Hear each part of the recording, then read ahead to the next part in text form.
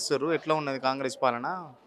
ఏదో మార్పు వస్తుందని అందరం నిరుద్యోగులం కలిసి రేవంత్ రెడ్డి కేసు గెలిపించడం జరిగింది. గెలిచిన తర్వాత నోటిఫికేషన్ ఏం లేవు, ఏవి లేవు. అదే కేసీఆర్ పెట్టిన నోటిఫికేషన్. 30,000 ఉద్యోగాలు ఇచ్చినా అని చెప్పుకుంటుండు కదా రేవంత్ రెడ్డి పదే పదే. ఇప్పుడు చదువుకున్న నిరుద్యోగులమే మేము. ఎక్కడన్నా ఇచ్చినట్టు ఒక్క కార్డు నోటిఫికేషన్ చూపించమని బయట ఆయన ఇచ్చిందేగా. ఏమన్నా చూపించమని ఆయన ఓ ప్రభుత్వం ఏర్పడ్డా కాంచి ఇప్పటి వరకు కూడా ఏమన్నా ఇచ్చినట్టు ఒక్కటి చూపించమని చూపిస్తే మేము దానికి దేనికైనా నిరుద్యోగులం సిద్ధం. జీవో 46 రద్దు చేస్తున్నాడు. 46 కూడా రద్దు చేయలేదు. మాకు 100 మార్కులు వచ్చి కూడా 50 మార్కులు వచ్చినాయి. హైదరాబాద్కి జాబ్ వచ్చింది, 100 మార్కులు వచ్చినా మాకు జాబ్లో లేవు. ఏం చెప్తావు కాంగ్రెస్ ప్రభుత్వానికి? కాంగ్రెస్ ప్రభుత్వం ఈసారి రాదు. ఎందుకంటే సరే మాకు జాబ్లు ఇవ్వకుండా కానీ గ్రామాలలో ఇంటింటికి కూడా నీళ్ళు అందించలేని ప్రభుత్వం, చెత్త ప్రభుత్వం. ఇదే ఫస్ట్ టైం మేము చూడడం. నేను పెద్ద నాకు 30 ఏళ్ళు వచ్చినాయి.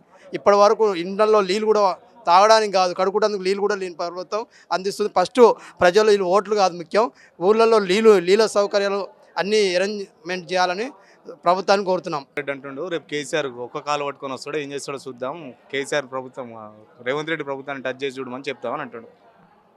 గత ఎలక్షన్లో రేవంత్ రెడ్డి, రాజగోపాల్ రెడ్డి సిగ్గు లేకుండా ఎన్ని మాటలు మాట్లాడుకున్నారో ప్రజలు గమనిస్తూనే ఉన్నారు. ఇవాళ ఏదో ఇద్దరం కలిసి లంగనాసి మాటలు మాట్లాడినంత మాత్రాన జనం ఆలగుడ్డలు బట్టలు కూసిపోయే రోజులు దగ్గర పడ్డాయి. నా తర్వాత ముఖ్యమంత్రి స్థాయి కోమటిరెడ్డి వెంకటరెడ్డికే ఉన్నాయని రేవంత్ రెడ్డి మొన్న మీటింగ్లో కూడా అన్నాడు కదా. ఇవాళ అక్కడ రేవంత్ రెడ్డి అనే అతను జైలు పోయే పరిస్థితి ఉంది. ఎట్నో అట్లా చేసి ఈ పడవని మునిగిపోకుండా ఉండాలంటే వీళ్ళే మొగోలు అన్నట్టుగా అనుకుంటుండు. అదంతా ప్రజలు గమనిస్తూనే ఉన్నారు. అవన్నీ ఒట్టి మాటలు. ఇక్కడ పోతే అక్కడ అంత ఎమ్మెల్యేని చంపుతందుకు తలకాయ మీద ప్రమాణం చేసి లంచమాటలు చెప్పడం తప్ప ఏం లేదు చేసేది. అడ్మినిస్ట్రేషన్ అనేది అట్టర్ ఫెయిల్, 100% ఫెయిల్. కనీసము ఈ తాగేటందుకు ఈ మిషన్ కేసీఆర్ ప్రవేశపెట్టిన ఇవాళ ట్యాంకర్ లేకుంటే జనం ఇంకా చచ్చిటోళ్ళు. ఆ ట్యాంకర్లో అప్పుడు ఏమన్నారు, విమర్శించారు, ఈ ట్యాంకర్లు ఎందుకు పెట్టారు, శ్మశానం వాళ్ళు ఎందుకు కట్టారు అని చెప్పిన ఆ ఎదవలే ఇవాళ ఆ ట్యాంకర్లతో పెట్టి నీళ్ళు తాగుతున్న కాలం వచ్చింది.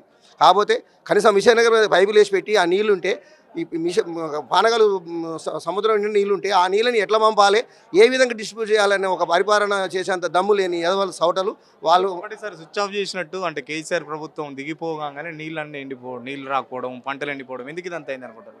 ఈయన చంద్రబాబు నాయుడే దరిద్రుడు అనుకుంటే ఇంకా పరమ దరిద్రుడు ఈ రేవంత్ రెడ్డి. వీడు కాలు పెట్టిన వేళ తీసేది ఉంటుంది, పెట్టేటువంటి పెట్టని అది దాన్ని ఏం చేస్తున్నా అంటే ప్రజలకు అలవాటు చేస్తుంది. నేను రేపు ముందర ఇట్టనే ఉంటుంది అనేది ముందర దానికి రియాసల్ లెక్కన తయారు చేస్తుంది. కానీ జనం లాస్ట్కి ఏం చేస్తారంటే పోయి కొట్టుకొచ్చు రోజులు వస్తున్నాయి. కాంగ్రెస్ పాలన ప్రజలు మోసపోయిరని క్లియర్గా అర్థమైపోయింది.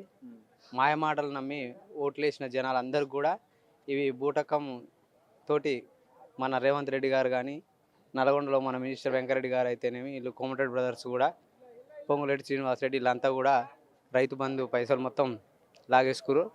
7,000 కోట్లు ఎక్కడ పోయినా ఎవరికి తెలియదు. అందరికి అర్థమైపోయింది. రైతు బంధు పడలేదు, ఇంటింటికి గృహలక్ష్మి ఇస్తానడు, అది లేదు. గ్యాస్ సిలిండర్ 500 అన్నాడు, అది కాలేదు. కరెంటు కాలేదు. ఆయన చేసింది ఇంకేముంది, రైతు రుణమాఫీ అన్నాడు, December 9 అన్నాడు.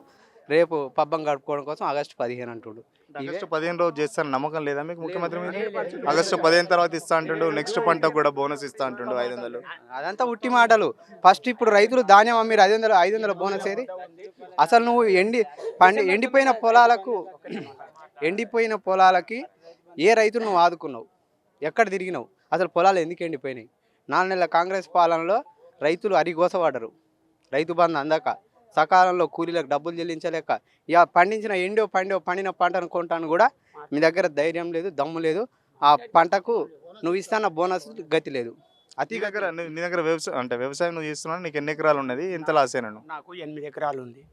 నేను పోయిన 2 సంవత్సరాల నుంచి 8 ఎకరాలు మంచిగా పండించుకున్నా, 8 ఏళ్ళ నుంచి. ఈ సంవత్సరం బోరు బండికే 40,000 పెట్టిన. ఒక బోరు వేసిన, ఆ పొయ్యి కాడికి పోయి వేసిన, కథం కల్లంలో ఒడ్లు పోసిన, ఓ 2 ట్రిప్పుల ఒడ్లు అయితే కల్లంలో పోసిన. ఆ కొనే 4 ఉయ్యాల కాటా పెడితే ఇంకా 8 రోజులకి దిక్కు కూడా లేదు. అంటే ఆఫీసర్లు కానీ ఎవరైనా వచ్చి మిమ్మల్ని అడుగుతారా?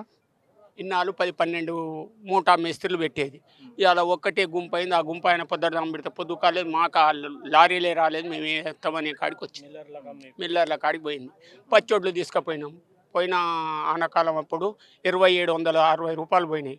మొన్న మిర్యాలగూడెం కోమటిరెడ్డి వెంకరెడ్డి ఏదో ఫంక్షన్ కానీ వచ్చిండు. ఫంక్షన్ కానీ వచ్చి మిల్లులంతా గోల పెడుతుంటే లోపలికి వచ్చిండు. కలెక్టర్ కలవాలన్నాడు. ఆయన అటే జారుకుని మేము ఇటే జారుకుని 21 కాడికి అమ్ముకొని వచ్చినాం. ఇంకా మరి ఆయన మాకు ఇస్తాడని నమ్మకం రైతు మాత్రం రుణమాఫీ అయిందా నీకేమన్నా ఇంత? ఏమి కాలేదు, పైసా కూడా రాలేదు. ఆయన ఆగస్టుకి వేస్తా అంటుండు కానీ ఆగస్టుకి వేస్తాలకు మేము ఉంటామో ఊడతామో మాకైతే తెలియదు. రైతు రుణమాఫీ లేదు, రైతు బంధువు లేదు, రైతుకు 200 యూనిట్లు అన్నాడు. ఓ 2 ఏళ్లకు 200 యూనిట్ల ఆ బిల్ కార్డు కొట్టిండు. తక్కిన వాళ్ళకి ఊళ్ళకి వస్తారు తంతారని ఆ బిల్లు కూడా రావట్లేరు.